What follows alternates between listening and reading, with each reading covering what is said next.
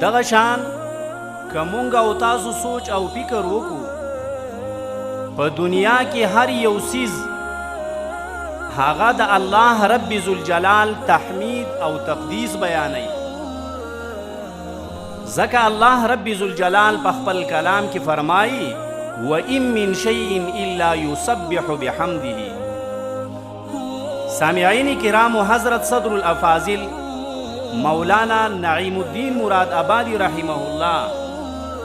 آغا په خپل تفسیر خزائن العرفان کې لیکي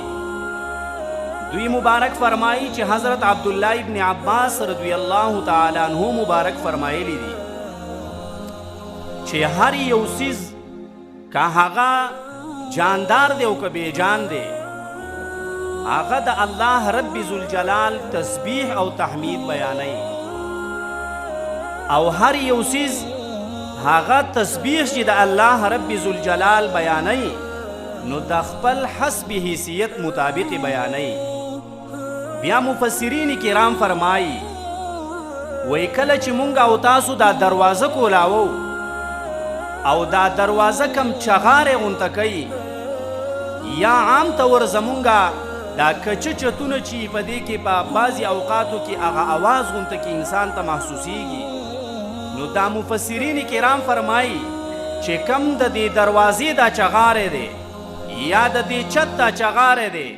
دا هم د الله رب ذوالجلال تسبیح بیانوي او بیا فرمایي وای د دې هر یو څیز چې هغه په دنیا کې موجود دی دا چې د الله رب ذوالجلال تسبیح بیانوي نو کم تسبیح بیانوي دوی مبارک فرمایي وای دا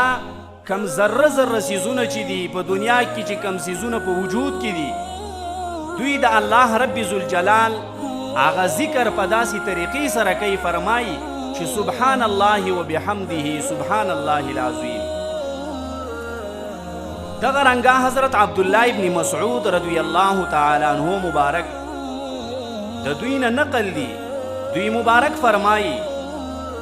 چې مونږ د پیغمبر علیه الصلاة والسلام مبارک د ګوتو مبارکونه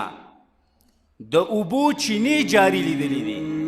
یعنی زمونږ حضور علیه الصلاة والسلام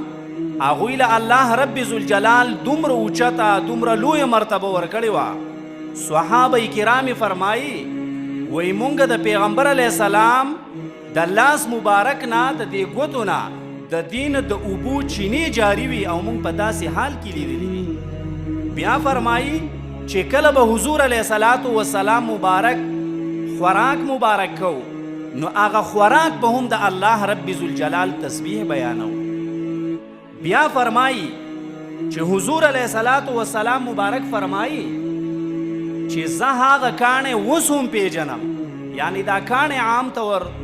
د ساینس متعلق یا ساینسدانان هغوی دا خبره کوي دا بیجان دی حضور علیه السلام مبارک فرمایي چې زه هغه کاڼې اوس هم پیژنم چې زما د بعثت په زمانه کې چې کم کاڼي په ما باندې اول نمبر درود او سلام ویلو محترمو سامعینو بیا دوی مبارک فرمایي حضرت عبدالله ابن عمر رضی الله تعالی عنہ مبارک فرمایي وی پیغمبر علیه الصلاة والسلام مبارک به خطبه فرمایله او هغه خطبې د پاره چې کم د ناستې مبارک د پاره ځای مقرر شوی و هغه د کجوري یو وچ ډډو یعنی کجوره وه هغه ډډې بیا وچ شوی و نو په صحیحاته په اندازه مطابق باندې په هغې باندې به پیغمبر علیه الصلاة والسلام مبارک خطبه مبارکه فرمایله حضرت عبدالله ابن عمر رضی الله تعالی عنہ مبارک فرمایي وی کله چې منبر ایجاد شو دا منبر د لرګي او د تختې نه جوړ شو پیغمبر علیه الصلاة والسلام مبارک هغه وچ ډډ د کجوري هغه پرېښودو او هغه منبر شریف ته هغوی تشریف فرمایي حاضره کړه او په هغې باندې به بیا خطبه ورکوله صحابه کرام فرمایي وی هغه وچ ډډ چې دی هغې جړل او وی حتی کې په بعضې روایاتو کې ورسره راځي چې د هغې وچ ډډ هغه جړه چې د هغه بعضې صحابه کرامو اورېدلې وه محترمو سامعینو حضور علیه الصلاة والسلام مبارک د هغه وچ ډډ خواته ورځي او هغه غاړې ته نږدې کوي او د شفقت لاس پې راکاږي نو هغه ونې ته تسکین او آرام چې دی هغه د حضور علیه الصلاة والسلام مبارک د طرف نه میلاویږي. نو محترمو سامعینو چې څومره څیزونه دي، که هغه جاندار دي او که هغه بیجان دي، که هغه سا اخلي او که هغه سا نه اخلي، دا هر یو څیز چې دی دا د الله رب ذوالجلال ذکر کوي. محترمو سامعینو د دې ټولو احادیثو مبارکونه دا خبره ثابته شوه چې کم شجر دي یعنی ونی دي، حجر دي، کاڼي دي، جمادات دي، حیوانات دي، دا ټول چې دي دا د الله رب ذوالجلال په ذکر کې مشغوله دي او دا د الله رب ذوالجلال ذکر و اذکار کوي. او کله هم چې په دې څیزونو کې یو څیز د الله رب ذوالجلال ذکر او یادونه پرېږدي نو هغې ته نقصان رسی، نقصان ورته میلاویږي. ځکه په حدیث شریف کې راځي حضور علیه السلام فرمایي په هیڅ یوه ونه باندې تر هغه وخته پورې هغه اله د کټ کېدو چې عام طور موږ ورته تبرګې وایو، چینسه مشین ورته وایو یا نور اوزار، دا تر هغه وخته پورې په یوه ونه باندې نشي مسلط کېدی. وایي دا پې اله مسلط کېږي چې دغه ونه د الله رب ذوالجلال ذکر پرېږدي. چې کله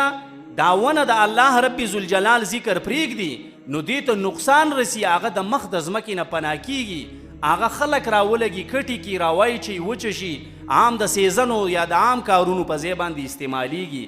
دغه رنګه محترمو سامعینو حضور علیه الصلاة والسلام مبارک می فرمایي وای کم زناور چې هغه د الله رب ذوالجلال د ذکر نه غافل شي نو وای په هغو ذبح کیږي یعنی حلالیږي. دا کم څاروي چې حلالیږي دوی د الله رب ذوالجلال د ذکر نه غافل شوي، د دغې په وجه باندې هغوی ته بیا هغه خپله ثمره او پیده میلاویږي نو هغه بیا ذبح کیږي. محترمو سامعینو نو د دې ټولو احادیثو مبارکونه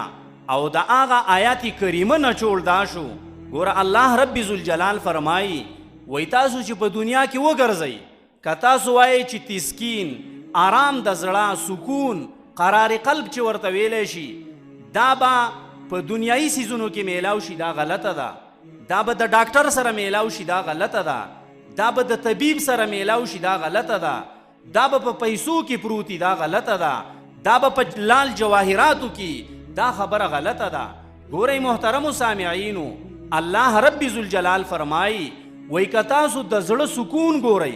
د زړه قرارې ګورئ، د زړه تسکین او آرام ګورئ، وای دا صرف او صرف زما په یادونه